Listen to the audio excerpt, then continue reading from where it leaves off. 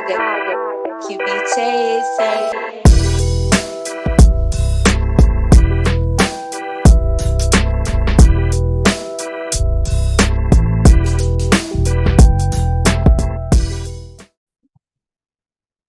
G'day, listeners. This episode is proudly brought to you by our major sponsor, Gym Journal. Please use the code MATTER, all capitals, at checkout, and you'll receive a discount on your next purchase. Please find the link in the description. Welcome back to another very special episode, ladies and gentlemen, joined by the one and only Aram. We are joined again after our second trip now stateside from our very courteous hosts, good friend, food connoisseur and traveler around of places that we went to. I don't know what else we did, but those all seem like the things that we did. We did the most fitnessy, accommodating 3 days in San Diego. Like, let's go find some places to walk and have coffee. Let's go find places to train, places to eat. That's it. I just wanted to show you how easy it is to accumulate calories in the United States. Oh, we didn't need a trip for that. I mean, there's nothing easier than being able to come to America and realize why the obesity epidemic is what it is. Yeah. In America, gluttony isn't a sin. It's a pride. It's a Tuesday. It's Tuesday, yeah. We wake up with gluttony. We wipe our ass with it. Yeah, I mean, what you consider one of the 7 deadly sins, I consider an average day. Vegas just considers that a weekday. That's what I think. I mean, you could spend a lifetime in Vegas and do nothing good. Yes, I'm pretty sure some people have. From what I'm pretty sure they have. The people I know in Vegas do it the right way. So, yeah. I mean, you saw the positive sides of the United States. You saw that you can eat healthy, and you saw that you can exercise and can get some fresh air, and you can sleep and take care of yourself. The only thing that made it difficult for us was just how much travel we did, where it's hard to lock in every single time. And then having different friends in different states, like, you got to try this, we got to go here and see this place and eat this place. Like, that made it interesting. But if you lived there and locked in, like we said, the day of a come, we have like a sort of like 50-50 America, Australia sort of like housing situation. It'd be easy enough. Like, you have one central place to lock in and then you travel. But like, if you're, like us, we were just everywhere all the time, it made it harder to be on point. But I mean, I came back from America down, like we were talking about, 6 kilos. So like the ability to actually be smart about your food selection, especially when it's not nice quality, or it's not nice, when it's not the same as your usual, it becomes very easy to either overconsume, or you start to kind of get that, like, let's just be smart about it, eat a little bit less and be smart about how we approach it. Like that was probably my overcompensating mindset, where I was like, I'll have 4 good meals and then I'll just be mindful of how I approach like a dinner or a donut or a cookies or something like that, where it's like all this different stuff you can try in America, but just be mindful about it. Only realizing to come back that I just underdid it and lost weight. There's going to be a medal for that somewhere in America, where you're like, this person came here and lost weight, give him money. And that's probably a good segue into discussing what you and I have changed our minds about, because if you had asked me 5 years ago when I first got into the online space, one of the biggest prevailing narratives was teach your clients not to undereat after they've overeaten. Mm-hmm. It's always that, like, well, and I understand why that narrative exists. It's to establish consistency and to establish routine. So it's much more of a psychological tactic in order to get people to just be consistent over a longer time horizon, as opposed to what they've done all their lives, which is underconsume, overconsume, underconsume, overconsume. But if you actually think about the physiology of caloric consumption, it actually makes sense to underconsume after you overconsume. So it's kind of shitty that we have to be coaches that almost go back on what we were taught. But the problem is we have to be able to consider both the psychology and the physiology. And as somebody who in the space who I respect, who does the psychology the right way, for our Gen Pop people, yeah, let's keep prevailing that narrative of staying consistent. Mm-hmm. But for people who are a little bit more locked in, who have more experience, and who don't have the emotional gymnastics, and who have a routine in place, if you overconsume by 2,000 calories, then be in a deficit for a couple of days and get yourself back to normal. Yeah, I think, like, just to even preface, because I had a horrible introduction of this entire episode, the amount that we were talking in person made a fantastic reason to podcast and kind of just do this episode, where we're going to attack things that we've changed our mind on. Either we've gone back to or reverted to, or just simply like looked at where the research and the indication was heading or the trend was heading and just saying, I don't agree with this anymore. And it's okay to go back and do that, because I think a lot of the time in the coaching space, it's a very circle jerk click mentality of how much can I align with everyone else or just ride the same opinion everyone else has. And we were having so many conversations just in person that was like, you know, if you had recorded us for the 4 straight days, there probably would have been 7 different podcasts we could have put on. So it was like a matter of like, how many other coaches don't actually have this conversation or thinking it, but don't have the conversation, don't think they're allowed to do it, because, you know, XYZ evidence-based researcher says ... So yeah, I think like just on that segment alone is a very fair point where, you know, and again, it's going to be context and nuance dependent, as it always should be in coaching, right? Like it should always be that context matters sort of approach, but meaning like the right tool for the right person for the right job. But as you said, when it comes to, you know, that sort of behavioral change, behavioral sustainability, behavioral clinical psychology sort of approach, it is very common to hear in like a behavioral change mindset coaching approach, like, oh, if you had a bad day yesterday, just move on, don't worry about it, don't harass yourself, you know, don't attach guilt and shame. Whilst I can see that, and I do agree for the most part, depending on how you sell your service and what someone's coming to you for, they may need to learn that actually that isn't okay. That it's okay to not do something okay, and that therefore you need to be held accountable. It's my job to pull you up and say, you know, especially if that person is trying to hold accountability and honesty with me, you're saying that you've only eaten X, but we saw a 2 kilo rise in weight or a 3 kilo rise in weight here. Now, yes, we know in a single bolus of calories, you're likely not going to put on a large proportion of body fat. But if that behavior becomes acceptable where we aren't addressing it, then that's going to start to progress as a trend. So nipping it in the butt when it happens, saying, hey, I can see you've lied to me, or I see that we've not been honest here.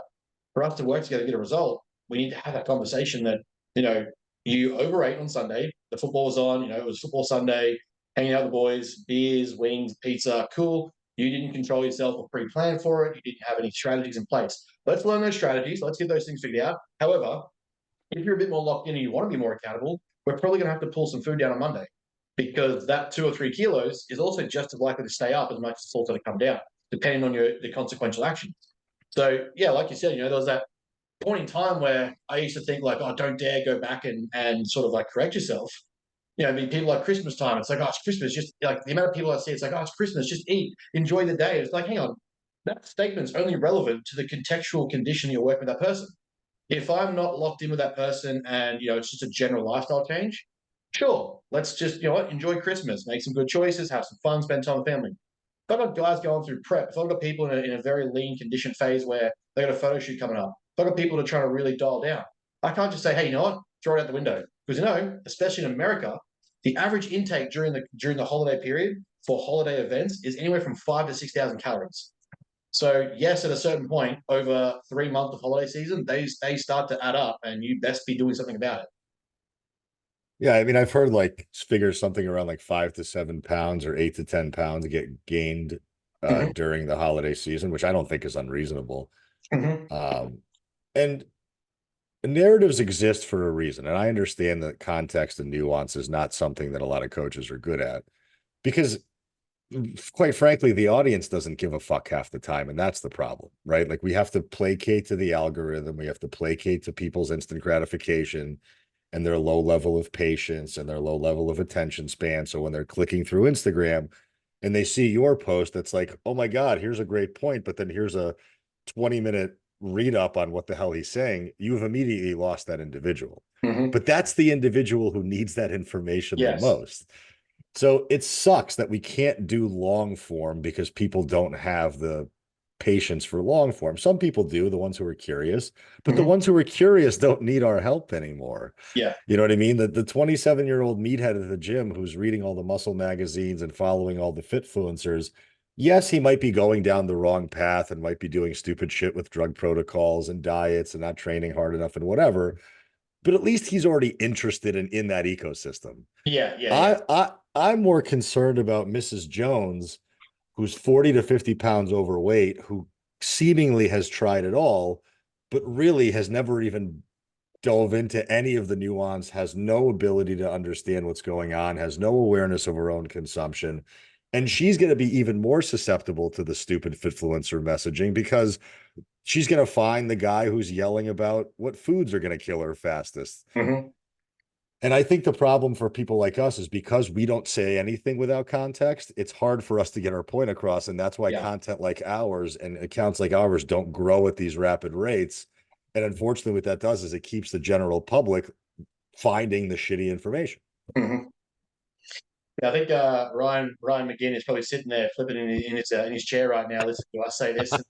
I can fix that. Shut up, Ryan. Yeah, we made our point. But yeah, no, I completely agree. It's at that point where we need to be able to get the conveyed information across, but also have it land and also be interpreted properly. Because there's so much where I used to think like another thing that I've genuinely changed my mind about is you can't systemize a human being. Like I'm a big believer in systems and structure and like having the perfect protocols in place, but at a certain degree, and this is why I never fear that AI will take my job, is you can't roboticize people enough to be like, I'm redundant. You can't be systemized and structured enough where it's basically like I can do one template that fits everyone. At a certain point, the system and the structure has to be manipulated on the individual variable and the individual person and their individual system. But that requires consistent feedback, change, review, planning, adaptations, adjustments. And I used to be of this belief like I could put the perfect program together. The perfect program is a program right for someone that gets it done and it produces the result we want. That can't be the same program for 1,000 different people. So therefore, the perfect program doesn't exist, but it's the perfect program if it's the right person. Well, that's definitely something I've changed my mind on because, again, when I was going into the online coaching space, I was indoctrinated to believe that templates and reusing things and using the same text and the same paragraphs and the same emails was a bad thing. Mm-hmm. When in reality, at the end of the day, if I have 99 clients and 98 of them are body comp clients, I'm Mm-hmm. probably going to use the same strategy with each person, but I'm going to customize the strategy to their psychological and Yeah. lifestyle needs. So if I have 98 women who all want to lose fat and gain muscle, and they've all spent a majority of their life inside of a group fitness facility with very little understanding of progressive overload and bodybuilding style weight training, well, why would I rehash and reinvent the wheel? I'm just going to ask them, how many days a week can you commit to training? Mm-hmm. And then if it's 3 days a week, it's going to be 3 days full body. If it's 4 days a week, it's going to be upper body, lower body split. And 5 days a week for most of those women is going to be unnecessary anyway. So Mm-hmm. boom, I have a 3-day template. I've got a 4-day template. If you have orthopedic limitations, we can swap out certain movements and Yeah. install other ones. It could be that simple, but I think there's also this very pervasive narrative in the coaching space where my program is better because it's more customized. Well, customized to who and for what? Like what Yeah. Yeah. you spending 20 hours at Starbucks looking busy as a coach because you're writing the perfect program means that you're spending 20 hours not speaking to your clients about the problems they have with their compliance. Mm-hmm. Because if you write the perfect program and Susan doesn't execute it, you just wasted 20 hours of your time and never got down to the bottom of why she can't comply to the program in the first place. So I would rather spend less time doing all the technical bullshit that they will never pay attention to anyway, and spending more time nurturing them, understanding them, teaching them. And I'm going to get a much better result with that individual over the course of my time together with them, as opposed to building out 97 different individual beautiful programs that are going to get laminated and thrown away the second they hit their printer.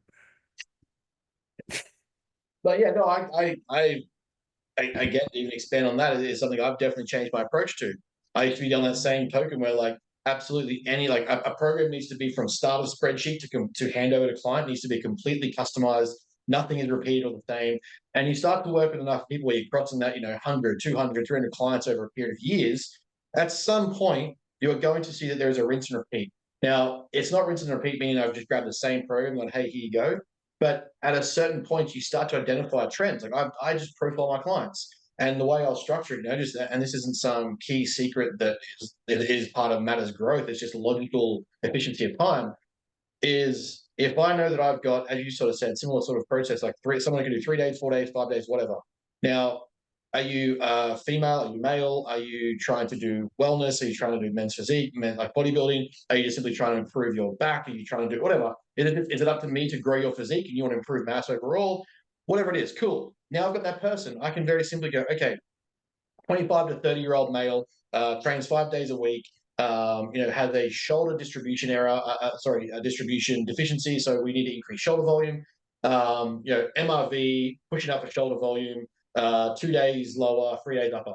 That's now a saved template where I can go, okay, if someone else fits that bill, I can take that and now I go, okay, so their gym's different to this guy's. So instead of being able to do a pendulum squat on the Tuesday, I will do a hack squat because I'm getting similar squat mechanics. I can get knee flexion and I can load pretty safely and effectively. All right, so I'm going to swap that. They don't have the same convergence press that this gym had. So I'm going to do a cuff press instead. They're a little bit more of an advanced client. Guess what? I can now save that template as XYZ, same sort of thing. And now in my 5-day folder, I have all these different profiled out programs. It's not templating, but it's systemized for efficiency of time where I can get the program done. I can implement it with the client, grab their feedback. Does this program work for you? Does it make sense? Is it mapped out correctly for your gym? No. Can we change X, Y, Z? Okay, cool. That simple interaction now, I'm straight into the book with my client. They're straight into work. I'm not spending some circle jerk 20 hours putting a program together that is going to get used the same way in like 6 months anyway. So why not just save it? Well, and then in the context of general population clients like I work with mostly, I need to see you do something for 4 to 6 weeks before I make any adjustments. Because I'm not going to just sit there and be like, okay, here's your program. And immediately after the first check-in, it's like, we're changing this, this, and this. It's like, there hasn't been enough time. I haven't collected enough data. The reality is if somebody's unfamiliar or inexperienced when it comes to food tracking, it might take them 2 to 4 weeks to get a routine down and to get some accuracy built into their food tracking. If they're unfamiliar with the equipment at the gym, they're going to be walking into a whole new universe, having to understand what the machines are named and what the gym layout is before they could even start to execute with any level of proficiency or even start sending me videos for my feedback. So that's already a 2 to 3 week feedback loop. Yeah. So I would much rather just hand the information to them and have them immediately begin implementing it as imperfectly and as messily as possible.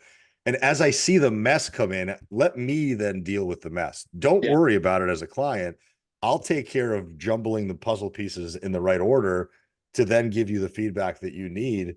But again, I think it's because coaches want to look good to other coaches and feel like they're doing it the right way. Yeah. So that they don't get lambasted on the internet for it and they don't have shit talking against it. At this point in my career, if you look at one of my programs and tell me it sucks, I'm going to say, well, it didn't suck for those 150 people that lost weight on it. So I don't care what you think. What I care about is the people that pay me, that put a roof over my head.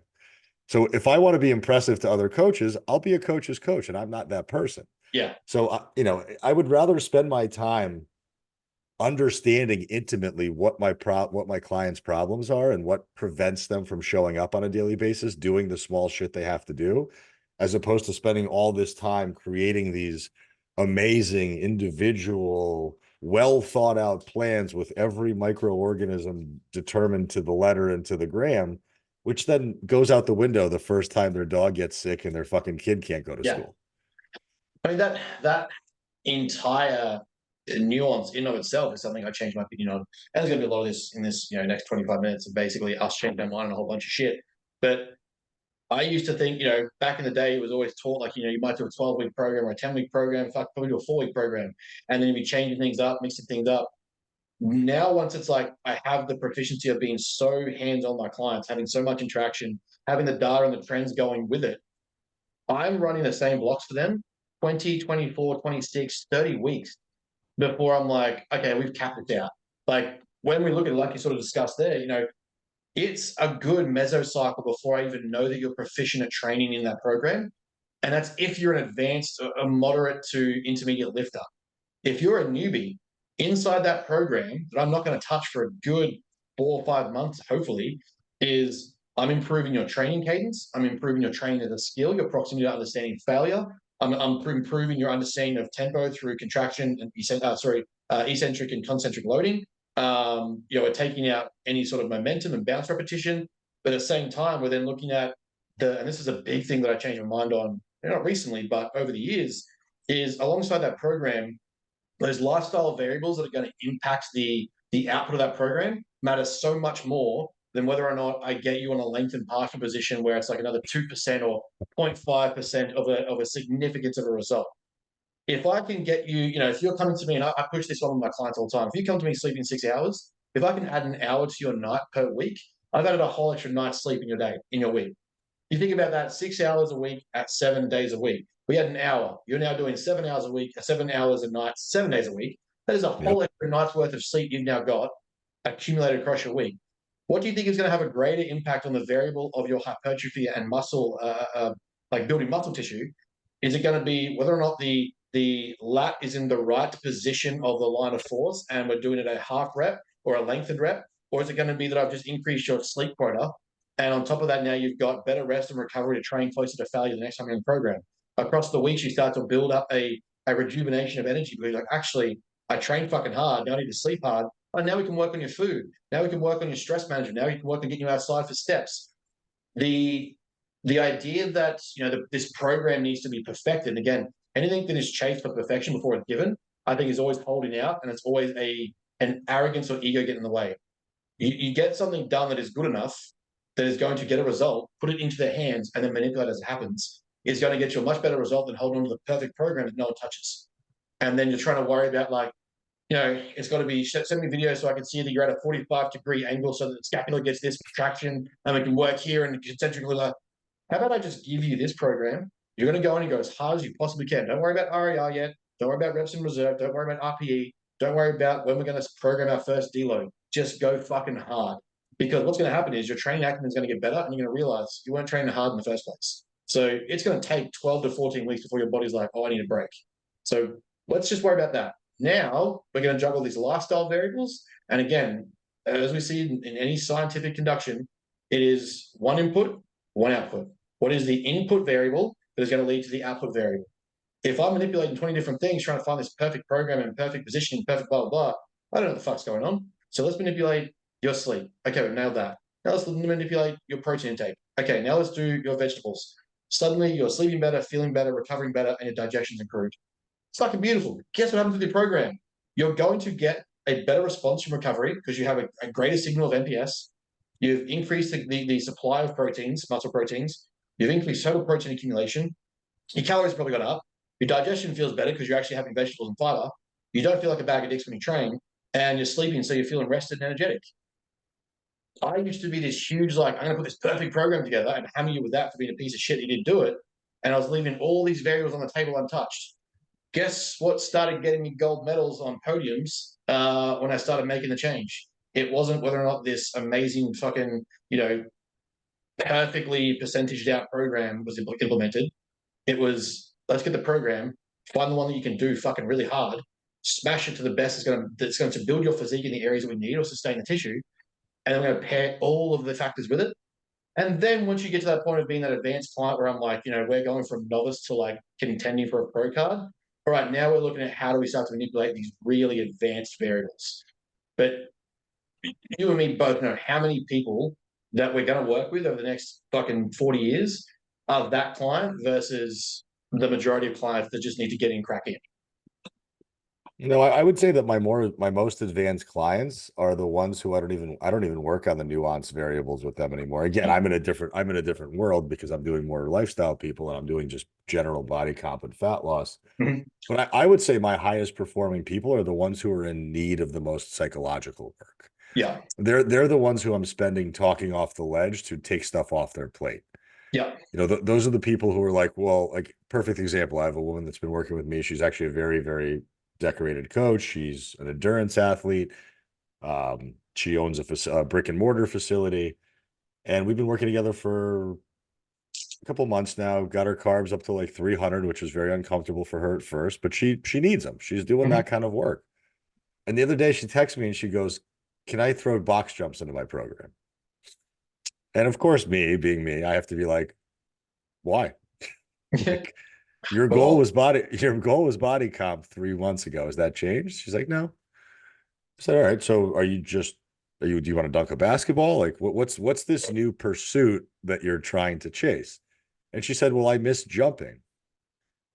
And I said, "I miss fucking everything that moves, but I can't just go do that because I miss it. Like, does it serve my current purpose? Yes. So most of the psychological work that I have to do with more of my advanced clients is because they usually feel like they're not doing enough and they have to Yeah. keep pushing the goalposts further away from Yeah. themselves. And that's just an evolutionary thing that occurs, whether you can accept the stage of life that you're in, Mhm. or you're going to continually be this person who's just never satisfied and can't even enjoy the view from the top. So with her, I said, hey, if it gives you emotional and mental satisfaction to jump on a box once a week, do it. But pick the highest box humanly possible. That's going to be scary as shit to fail on. I want you to cock your arms back, put your weight in your heels, hinge your hips, and do 5 really good reps that scare you on every rep. Mhm. I don't want this to be a conditioning workout. I don't want this to be something that's taxing you cardiovascularly. I want it to be frightening when you stare at that box. It better be 35 plus inches, and you better be afraid to lose your shins. I mean, So 2 she inches did is it. funny, right? And, 2 inches, that's fine. and she did it, and she was like, great. Like, I liked it, but I don't really love it. So I'm probably not going to continue doing it. I said, awesome. Well, Fantastic. we just learned something about novelty versus necessity. Mhm. And that's one of those things where the better equipped you are to have these conversations because you are a well-rounded, and so many coaches, unfortunately, just aren't well-rounded enough to have these Mhm. conversations because they don't understand energy systems and Yeah. they don't understand various modalities of training and they don't understand psychology and Mhm. motivation. So they just like they read the textbook, they assign the protocols, and then these poor people start doing stuff. And the second that there's a freak out, the coach immediately placates with adjustments. Yeah. Well, I don't want this person leaving me and stop paying me. So I'm just going to give them everything they want, ignoring what it is that they told me in the beginning that they needed. Yes. And one of the things that I've really changed my mind about as a coach is I used to be a reactive coach. And Yes. now basically I'll spend more time asking 955 questions. And anybody that signs up with me is already expecting that to happen. Yeah. Like they've already, I mean, I've probably interacted with them on Instagram for a good amount of time. I've probably already asked them 50 questions on the DMs. So by the time they come into my ecosystem, they know what to expect. So that's not Mhm. annoying to them. But for a pedestrian, they'd be like, why the fuck are you asking me all these questions? Because you have no idea what it is that you want. Yeah. And I don't care to be nice to you. I don't care if you get a result whatsoever, because I'll still be able to go to bed at night tonight knowing that I'm really good at what I do. Mhm. And there was never that level of confidence before. It was always like, ooh, did I fuck up? Are they not Yeah. happy because Yeah. I made a mistake? It's almost like when you first start dating somebody, like, are you okay? Do you need something? Is there something I could do? Do you want something? And then like 3 months into it, you're like farting in front of them and shitting on their Shut the leg. fuck up. And you're like, we're good. You love me anyway. You're Blank you not over the going head. anywhere. Little Dutch oven. But that's definitely something I've changed my mind on because it's not that I want to be an asshole to my clients, but it's like I'm the professional. I'm Yeah. very willing and open to have discourse, but I also know that you have no idea what you're talking about. Yes. So when you say something, it would be like a 3-year-old telling me that they don't want to go to bed because there's monsters under the bed. Like I just know you're full of shit. Yeah. So I'm going to tell you what I think is the truth. And if you don't believe that, then you have 2 options. You could either try it and see that I'm right, which normally 100% of the time is what happens. Normally 100%.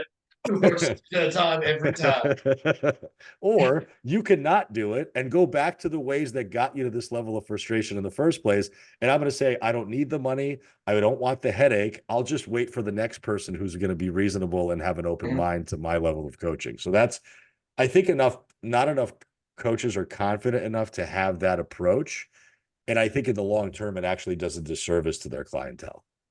Yeah. Just on that point alone, I think you have to get to a point as a coach where you're confident enough to say no, and that you understand that you're going to get clients that want variability and change. And like at the earliest point, you have to lay the foundation of, hey, this is a 12, 20, 40, 60 week period where we're going to have, phasic approaches. Sure, maybe we'll implement some more cardiovascular conditioning work in the future. But right now, this is what we're looking for. This is what needs to happen. And you need to be clear to be able to articulate the point and make sure that they understand it instead of just simply like bending the knee to their women, just sort of saying, "Yep, no worries, I'll take care of you." Because the more you do that, that conditions that response. Like, hey, when I'm upset or pissed off or annoyed, I can go to bed and say, you know what, your program sucks. Change something. and then my result changes every 2 weeks. And it's like, oh, why not get any consistent results? Well, we've changed the program 41 times in 3 months. Like, here's my guy that has stuck it out for 30 weeks straight. Now there's this guy who's been, this way, and we've made you so many changes that nothing's consistent. If you want to see what the result is, it's now understanding that this person was consistent for 30 weeks and we didn't change shit. They just got in and cracked on with it. And I think that's a huge factor the coaches need to be comfortable doing it. We literally come back and made that change to our systems inside the Matter system. Is that now I think it's like day 3. I map out to you clearly what my successful clients have done because it leaves clues. So you come to me and you don't go, oh, I didn't know what to do here. Or, oh, I wasn't very sure. No bullshit, because here's the evidence. I've told you over now pro cards, first places, hundreds of kilos lost, entire lifestyle modifications. I've helped fix alcoholics go to 0 alcohol drinks a fucking week from 3 to 4 boxes of alcohol beer a weekend. Like, all these results that we've had over these years now, I'm telling you what the most successful ones do. Here it is. And so now it's like the onus is on you to understand that. And if it doesn't align with you, it's fine. But the reality is, like, this is what the results take. And it's now your job to follow it. And yeah, sure, ask questions. I love having conversation. But at a certain point, you're coming to me as the expert. There has to be a definitive approval process where, like, my word counts more than yours. Or, like, if it's just not going to suit that way, perhaps we move on. And I think there's nothing wrong with that, because a lot of people don't spend the time to reassess where they're currently at with their current protocols. Mm-hmm. There's always this okay, I started here. Okay, cool. That's where you start. That's not where you finish. Mm-hmm. But starting at a certain place means that you have to continually evolve and reassess. And reassessing is the hardest part, because that means that you have to have some relatively difficult and lengthy conversations with people that sometimes people aren't willing to have. And one of the other places that I've really had to change my mind on, because I spent 2 years making people fat because I thought everybody had the fucking reverse diet. But I heard that now before. I mean, but that was the fucking narrative, dude. Like, the entire internet was screaming, you're not losing weight because you're not eating enough. Mm-hmm. And it was such a sexy, beautiful, convenient narrative to live behind. And you're like, oh, yeah, of course, starvation mode. Like, yeah, that's why these people aren't losing weight. I'm just going to bump up 190 pound, 45% body fat woman's calories to 2,500 while she's taking 7,000 steps a day and sub-maximally training with very light weights 3 times a week. And lo and behold, she got fatter. Got to push calories up again, obviously. As opposed to being like, okay, what is fat? Just what is fat? Fat is stored energy. Mm-hmm. How do you get stored energy out of the body? You have to use it. Mm-hmm. And very simply, as much as it sucks and as much as nobody likes to do it, you have to fucking diet. And, like, you're in the business essentially of controlled misery. Mm-hmm. That's what Yeah. bodybuilding coaches That's literally are. what it is. It's, can we control the level of misery and can we control the level of fatigue for long enough so you don't kill yourself, but you get the result? Mm-hmm. I have to do that with a person who has very little skin in the game. Yep. Who really doesn't actually give a fuck, because if they cared enough about what their appearance was, they wouldn't have gotten fat in the first place. And I know that sounds very insensitive, but I wish I could find this PubMed article, but I swear to God, I saw this at one point when I was searching through PubMed. It was the best fat loss evidence, it was the best fat loss tool, was to not get fat in the first place. Yeah. So yeah, of course, like, duh. But if you're already in this place and you do have this stored energy, well, we can't give you more food if you're not using it for anything. So we have to be able to pull food away from you. And that's okay, because we can do it in a controlled fashion that's not going to kill you. Yeah, I think, not we all, but I think a large part of us, we got caught into that rhetoric of dieting was such a toxic, taboo word. Diet, like, to me, and we spoke about this when we were over in San Diego. Diet to me has 2 meanings in the context of nutrition. Diet indicating the total nutrient makeup and consumption of the food that you eat in general. Just that is what are your daily diets? It's just simply the total amount of food and micronutrients, macronutrients, calories that you consume. Diets is also then in the case of reducing your calories to obviously lead to a period of time that is structured, controlled deficits. So to me, it was this idea that we have to be able to we have to move away from the idea that it was negative to use the word diet, even though it got drilled into our heads for so long where it was like, oh, dieting's such a bad word. You should never diet someone. Like dieting, it leads to poor relationships with food. Hang on. Is it possible that, and I went on this, I've been on this tangent for years, is it possible that the people that are having the negative emotional reactions to dieting were already predisposed to those personality traits and those emotional behaviors? Or was those emotional behaviors caused by dieting? I think it's more inverse. And I think it's more of the former than the latter. But I think people weren't ready to have that conversation. It's, to me, like you said, we need to be at a point in time where it's acceptable to say, you know what, you are just fat. There is no two ways around it. There is no buttering this up. I can't make this any sweeter for you. You have a higher level of body fat mass than we need. And in order to see the muscle you want to talk about, that tone look, I don't care if you say tone. I don't give a shit. We'll call it toned. As much as it's like toned isn't the word. If you want to call it fucking toned, cool. I'm on your team. But to get toned, we're going to drop the fuck out of your body fat. You know how we have to do that? Yes, we can add before we take away, meaning like I want to get you to a point of having protein and vegetables and stuff, blah, blah, blah. But I can give you more protein, more vegetables in and amongst a calorie deficit. It can be packaged into the same thing. And then from that, it's like, you know what? We're dieting, you're still eating better, you're eating more nutritious food, you're eating more vegetables, fiber, micronutrients, blah, blah, blah. But we still have to diet for you to get less fat. And that's just by association how it works. And if we can't handle that, it's not me being a dick or being fat shaming or body insensitive. It's the fact that you came to me for a compositional result, and that compositional result, I can't give you more food until we drop the body fat you already have, because that'll just add more body fat. And obviously, I'm going to try to do it in the least shitty way possible. But sometimes it's shitty. But sometimes it still sucks. Like it's the same turd. It just looks a little shinier, maybe. Yeah, it's like, okay, like maybe there's a little less corn in the turd and some beans hanging out of the turd, but it's still a turd. So like, and I've seen this countless amounts of times. Mm-hmm. I've done everything and I can't lose weight. And all of a sudden you put somebody on an actual diet that they comply to consistently and accurately by weighing and measuring their food, limiting their amount of variable meals out, and truly actually controlling their calories. And lo and behold, person who's been sitting at 185 pounds their whole life is now 177 in the course of 6 weeks. And it's a miracle. Yeah.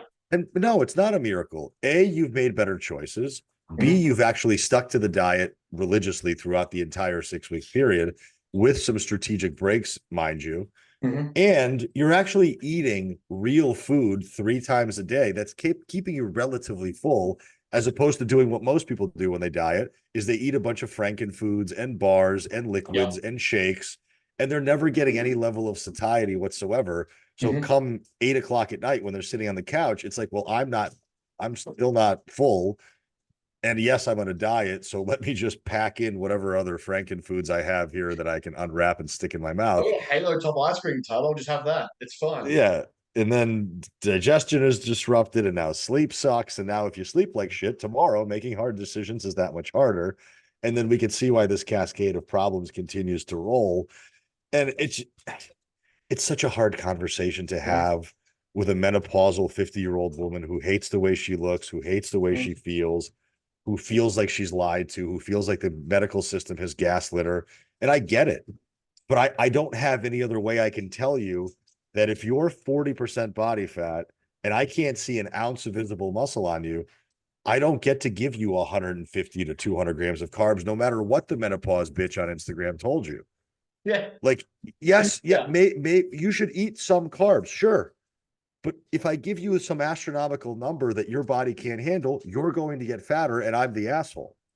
So it's either we have to just do whatever your body dictates we have to do, and we make it suck as little as possible, but you have to just be patient and trust that I actually know what I'm talking about, because 2 years, I've actually called back some of the people who I plumped up, and I offered them free 3 months of coaching. And one person actually took me up on it, and she lasted like 4 weeks. And she basically was just like, I fucking hate tracking food. I actually don't care that I'm fat anymore. And she just kind of mailed it in. And I was just like, okay, I did my best. By the way, I'm sorry for being an idiot 3 years ago, but this is my way to rectify it. It was really more for me than it was for her. Let's be honest. It was so I can go to bed at night. Yeah. Like I atoned for my sin, so to speak. So now the nutrition gods will actually accept me into heaven again. There's only one more big one that I want to touch, and we'll wrap it up, because I think we'll be here for 5 straight hours. But The big one that I'm really starting to see, especially as like science and evidence starts to become this really big trend inside the community, and everyone's now at evidence-based research, and everyone's now this and that, and they've watched this person talk about breaking down some 2-person study or 5-person study. Is I used to be really against the idea that individuals are enough for an assessment of data, meaning like a cohort of one was never enough to make a claim or evidence. But one of the things I've started to realize is, because there has to be a nuanced balance between in the trenches understanding your individual and recognizing they're not a textbook, and then understanding the textbook and what it has to say.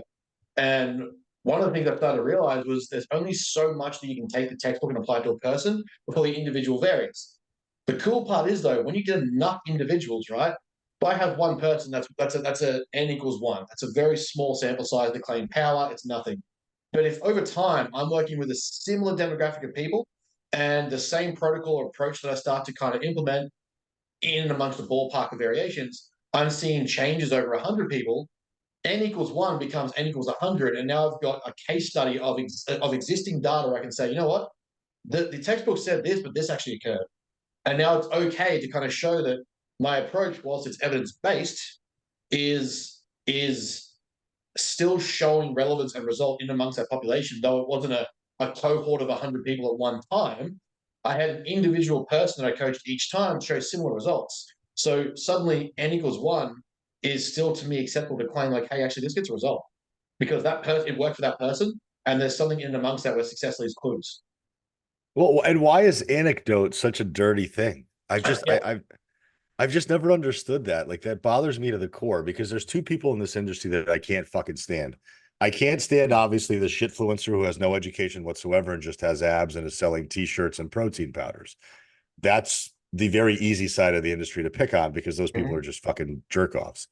But the side of the industry that needs to get shit on more is these fucking academics who have never worked with one human being in their life, who've hid inside of a lab their entire career, and all they do is they lambaste other creators and other coaches for misrepresenting or misspeaking the perfect line of context from their PubMed article that they found 17 years ago.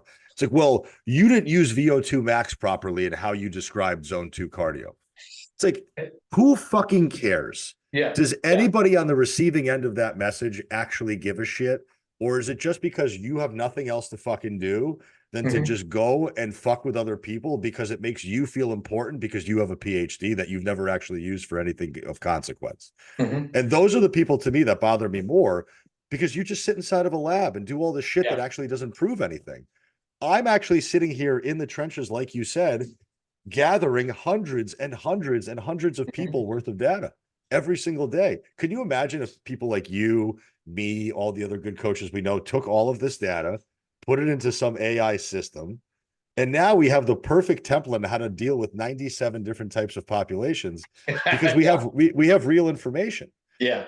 We didn't put somebody into a perfectly controlled experiment inside of a university lab that didn't have the problems that our clients have. Like I don't have 21-year-old soccer players who train 3 times a week. I have 59-year-old women that are fucked up, bruised, and broken. Like that's who I have. That person is not subjecting themselves to research. They just aren't. So like that to me is the funniest thing in our industry ever. It's like, well, you didn't cite the article, which means it's not real, which means you're a shitty coach and you're damaging your clients. It's like, okay, Tom, why don't you go back, put your lab coat on, and let me know the next time you actually solve somebody's problem for them. Because that's the business I'm in. I'm not in the business of critiquing other people because I don't have the time. And that's, I think like the interesting part of where the evidence community kind of gets itself strung up is most people don't even know how to read studies. Like if we're really to go through, I don't. I'm still learning. I still learn every day at uni of like, am I reading this study correctly? And I'm 4 years in. And it's like, you haven't even gone to uni and you claim to be an evidence-based research. You don't know how to read research. Like just the fact that, an example, so we have internal versus external reliability. Is this lab where we're trying to, research the 0.5% significance of rec fem growth on the angled leg extension? What was the conditions like in that lab, and does that lab match the rest of the environment you train in outside of that lab? Because if it doesn't, it's almost redundant. Because that lab is so constructed and curated to get that result, Can you replicate that in the gym you're in? No, because it's got variability amongst people. It's got different air conditioning. It's got different times of day. It's got different populations. It's got different equipment selection. Okay, so suddenly it's not the exact same thing. So, you get to that point where it's like, yeah, I can see what you're getting at, but you know what? I'm going to take this individual data that I have from this person. I'm still going to use it. Though you're saying it might not be correct, and I haven't followed the protocol precisely 100%, I can extrapolate enough from that to go, this works, and it actually got a result in that person.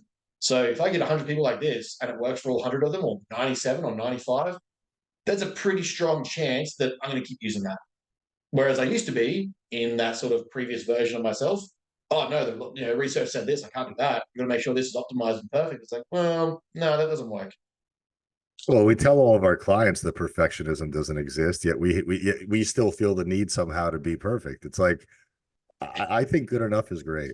Mm-hmm. I think good enough could be so goddamn good enough that it's not even funny. And that's when we can finally all agree that good enough is where we all can start, and then we can build on that. Yeah. Not only will our clients be happier, but then we're not going to have all this time wasting infighting and leaving 4-paragraph comments to try to flex your knowledge base on somebody else's post. I was at a conference over the weekend in Canada, and Dr. Spinelli was speaking, and he's a doctor of physical therapy. I mean, obviously a relatively smart guy. But he still works with people. Like, he has his hands on people. He's still a trainer, a coach. And somebody like came at him for a post he did about leg extensions. He said, like, leg extensions are a functional exercise, which obviously they are. What does function mean? Can you move a joint through a full range of motion? That's functional to me. And some guy was like, well, it doesn't have any relation to sports. I'm like, well, that doesn't make it functional or not. It just means that you're not going to use that thing in sports. Who gives a shit? And then he started using like these massive words that nobody had time to read. And it was literally, it's like, you spent 45 minutes of your day, and probably on your cell phone while on the toilet, concocting this message to tear apart this guy who has a business that thrives, whether you comment on his post or not, just so you can sound smart to the audience that will never see this comment. So did you help anybody? No. Okay. Yeah. Did anybody benefit from that comment? No. So all you did was waste your own time and waste other people's time to read the drivel, and net negative or net neutral happened. Yeah. And that's generally what occurs with these types of people. So I just think that if we can get to a place where good enough is fine, be educated, be open for discourse, and know that every single year you're probably going to pick up a little bit extra. Not a lot. It's not going to be monumentally life-changing or career-altering, but it'll be something that you probably rethought or had to have a little bit of a conversation about. And I think the other thing that people need to do as coaches is they need to communicate with coaches that have more experience. Yeah. Like, I don't give a shit what your education level is. Like, you could be 26 with 17 different PhDs.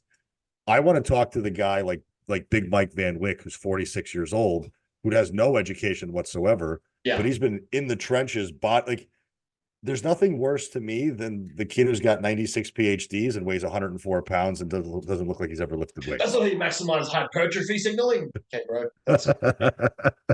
Like, yeah, Mike Van Wyck may not have all the fancy certifications, but the dude's a fucking animal. And he spent his half of his adult life bodybuilding inside of a gym with probably some of the best professionals that we've ever seen. Who's got more experience and who's got more credibility?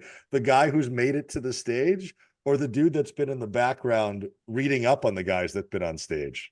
So that's where, especially in your sport, that argument can go all day long. Oh yeah. No, we'll get caught in the weeds of that argument. I think to wrap up, like, the main point, like the context there, you made a great point, is like, as coaches, as you come into this game, give with the expectation to purely give. Like, if you're gonna do content, if you're gonna do engagement, if you're gonna do the whole, like, evidence-based bro science community type shit, get caught up in giving the good information for the sake of just giving it. And then from that, you'll get reciprocity from people that want to learn more or care more or find out more. Don't just dick flex for the sake of trying to measure against other coaches. Make the industry better. And that's something I've changed my mind on drastically. Make the industry better for the sake of it just being better for other people, as opposed to you getting more. And then with that, it's like, you can't not be a positive influence. Yeah, that's how you become a positive influence. And you don't have to, and because most of us don't have that big a dick, we don't have to flex it. Yeah, I already know that I'm not winning that one, so fuck it. I'm gonna try something else.